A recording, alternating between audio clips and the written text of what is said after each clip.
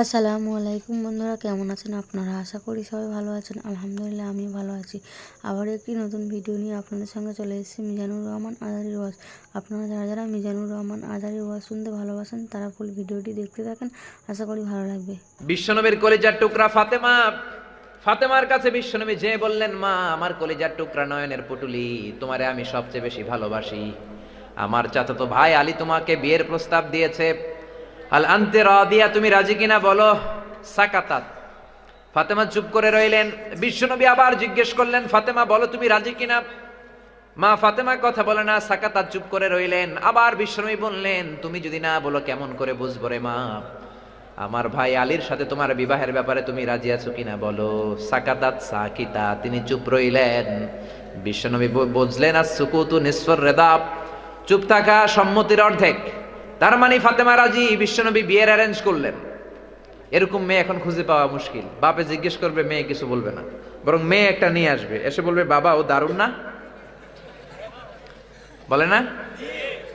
এরপরে পোলাও কয়, ড্যাড আমি হইলাম ইয়ো ইয়ো, আছে না নাই?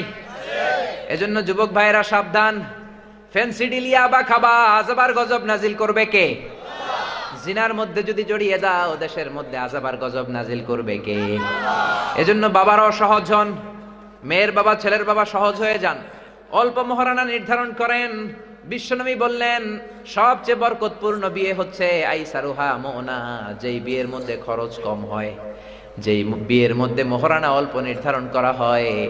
ইসলামী মহারানাটা দেয়াকে ফরজ করে দিয়ে দেয়া হয়েছে বিয়ের মধ্যে। জোরে বলেন ঠিক কিনা?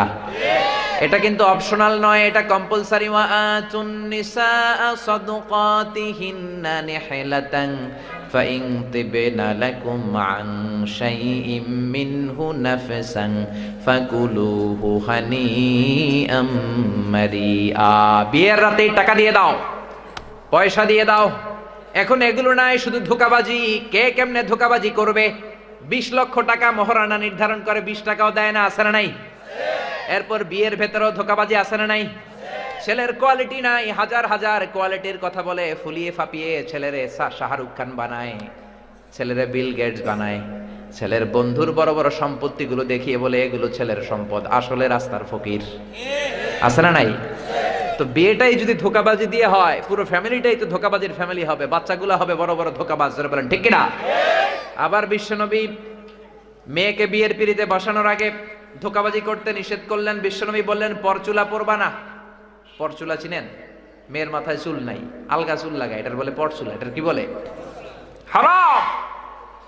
আল মুতাগায়্যিরাতু লিখালকিল্লাহ, আল্লাহর দেয়া স্বাভাবিক সৃষ্টিকে যে নারীরা বিকৃত করলো, কিয়ামতের দিন আসামির কাঠগড়ায় দাঁড়াবে, ব্রু প্লাক করে, একেবারে ঐশ্বরিয়া রায় বানায় এমনি, তারপরে পশম প্লাক করে, এগুলো হারাম, ঠিক কিনা?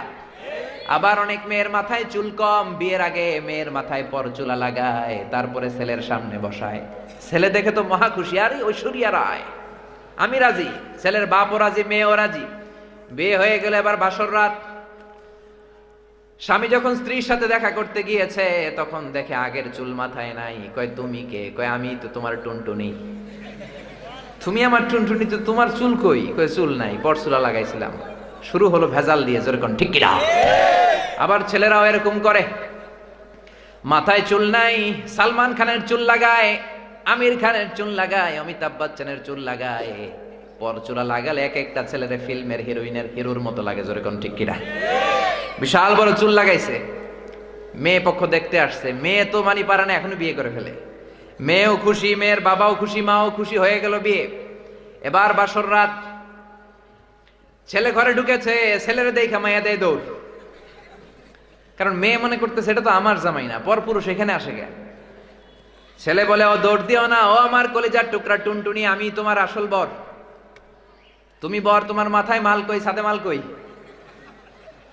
চুল কই? কত বড় চুল দেখলাম, ছাদে তো তোমার কোনো মাল নাই। কয়, আসলে আমার মাথার মধ্যে চুল নাই, ওগুলো ছিল পরচুলা।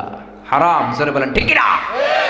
বিশ্বনবী বললেন, মান গাশশানা ফালাইসা মিন্না, he is not among us who deceives us, যে আমাদেরকে ধোঁকা দেয় সে আমার উম্মত নয়। জোরে বলেন ঠিক কিনা?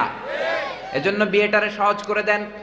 বিশ্বনবীর জামানায় দুর্ভিক্ষের বছর, এক সাহাবী এসে বললেন, ইয়া রাসূলুল্লাহ বিয়ে করব, টাকা নাই। বিশ্বনবী বললেন, টাকা না থাকলে কেমন করে মোহরানা দিবা?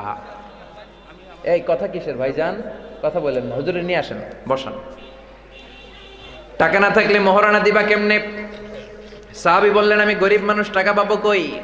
বিশ্বনবী বললেন, তাহলে এক বক্স খেজুর আনো। এক বক্স খেজুর জোগাড় করতে পারবে কিনা বলো। সাহাবী বলল, ইয়া রাসূলুল্লাহ, ইয়া হাবিবাল্লাহ, এক বক্স খেজুর আনা যাবে। এক বক্স খেজুর এনে দিল। এক যুবতীরে বিশ্বনবী বললেন, ও যুবতী, বিয়ে করবা কিনা বলো। যুবতী বলল, করব। বিশ্বনবী খুতবা পড়িয়ে ইজাব কবুলের মাধ্যমে দুইজনের বিয়ে পড়িয়ে দিলেন। আর মেয়েটারে বললেন, তোমার স্বামী দরিদ্র, টাকা পয়সা নাই, এক বক্স খেজুর এনে দিয়েছে, মা খেজুরের বক্সটা হাতে নাও। এই এক বক্স খেজুর হলো মা তোমার বিয়ের মোহর। আরো আস্তে কোন সুবহানাল্লাহ। এক বক্স খেজুর দিয়ে বিয়ে হয়ে যায়। আবার এক সাহাবী বললেন, নবী বিয়ে করব। বিশ্বনবী বললেন, হালে ইনদাকা সাদাক, মোহরানা কই? মোহরানা নাই। খেজুর আসেনি? কয় খেজুরও নাই। কি আছে? কয় কিচ্ছু নাই, পরনের লুঙ্গি ছাড়া কিছু নাই। বিশ্বনবী বললেন, এত গরিব তুমি, কেমন করে বিয়ে করবা? মোহরানা তো ফরজ। কয়টা সূরা পারো? সাহাবী বললেন, 3টা। জোরে বলেন, কয়টা? ওই দিন সকালে এক যুবতী সাহাবী কালিমা পড়ে সাহাবী হলো, মুসলমান হলো। ওই যুবতীরে ধরলেন। বিশ্বনবী বললেন, ও যুবতী, বিয়ে করবা কিনা বলো। যুবতী বলল, করব। বিশ্বনবী এবার যুবতীরে জিজ্ঞেস করলেন, কয়টা সূরা পারো? কয় একটাও না, আজকে সকালে কালিমা পড়ে মুসলমান হয়েছি, সূরা কারা কয় এটাই তো জানি না।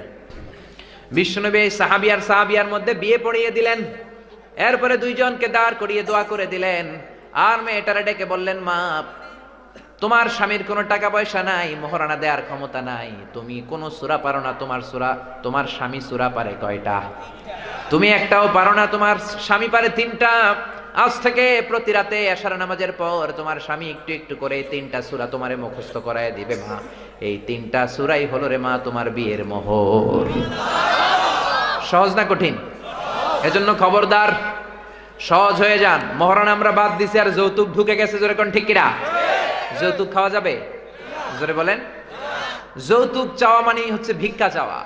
তুমি যৌতুক না আছে ভাঙ্গা একটা প্লেট নিয়ে মসজিদের বারান্দায় বসো। এই যৌতুককে সুলতানপুরের যুব সমাজের ভাইয়েরা, যৌতুক মুক্ত গ্রাম গড়ার, সমাজ গড়ার শপথ তোমাদেরকে নিতে হবে। জোরে বলেন ঠিক কিনা? যৌতুক যেন না থাকে। বাবা যারা আছেন তারা হাত তোলেন। ছেলের বাবা যারা, আল্লাহরে বলেন, আল্লাহ, আমার ছেলের বিয়েতে 1 টাকা যৌতুক নিব না। দেখেন কত আস্তে আস্তে কয়, হিসাব মিলায় রাখছে। মাইয়ার বিয়েতে দিছি, পোলার বিয়েতে উসুল করুন। হাত নামান।